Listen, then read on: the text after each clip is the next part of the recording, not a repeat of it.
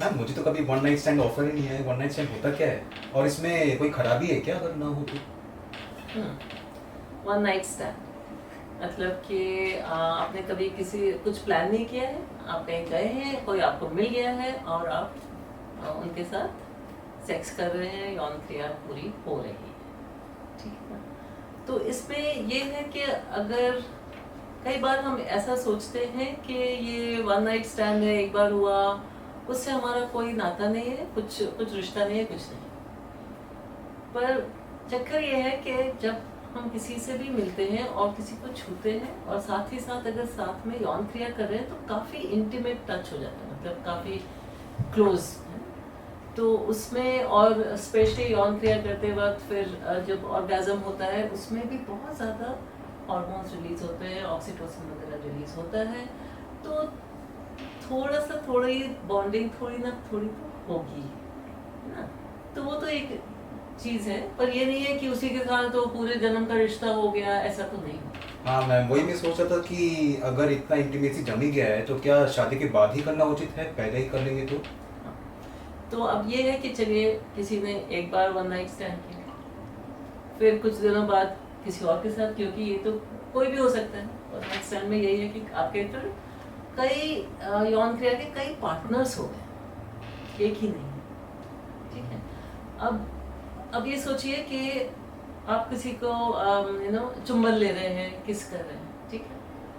अब वैसे तो हम इतना ज़्यादा ये करके रखते हैं कि ये मेरी बोतल है, इसको झूठा नहीं करो, हाँ। पर जब हम चुंबन ले रहे हैं या फिर यौन क्रिया कर रहे हैं तो फिर हमारी जो बॉडी इतने क्लोज है, तो अगर दूसरे व्यक्ति को कोई इन्फेक्शन है या मुझे कोई इन्फेक्शन है, उसको जा सकता है। तो ये यौन रोग, STIs कई तरह के होते हैं और कईयों में ऐसा भी होता है कि आपके शरीर पर कुछ नहीं, ना कोई अल्सर है, ना कोई वॉट है, ना कोई डिस्चार्ज है, कुछ नहीं।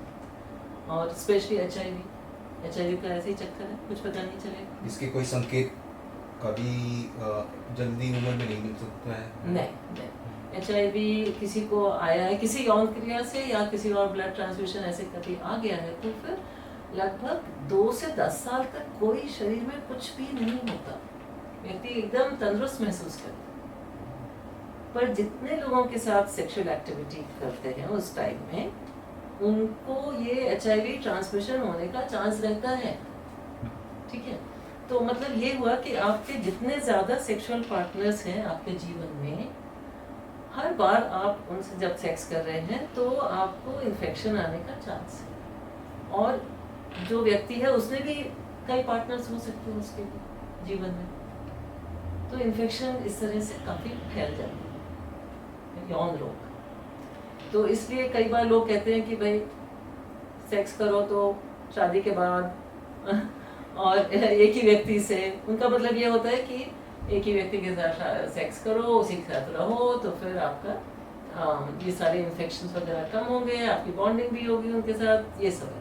पर ये व्यक्ति पर निर्भर करता है कि वो ज़िंदगी में एक ही पार्टनर रखते हैं, ज़िंदगी में 2 रखते हैं, 10 रखते हैं। पर जितने ज़्यादा पार्टनर रखते हैं आप, उतना ज़्यादा ज़रूरी हो जाता है कि कॉन्डोम्स का इस्तेमाल किया जाए, क्योंकि उससे ये इन्फेक्शन होने का चांस कम हो जाता है, पर ज़ीरो नहीं होता, कम हो जाता है।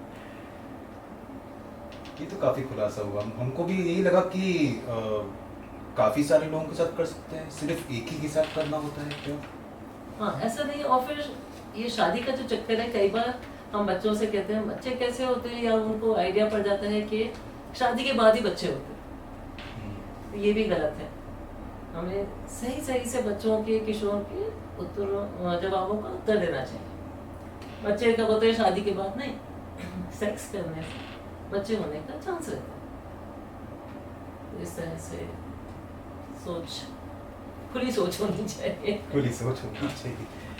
Thank you.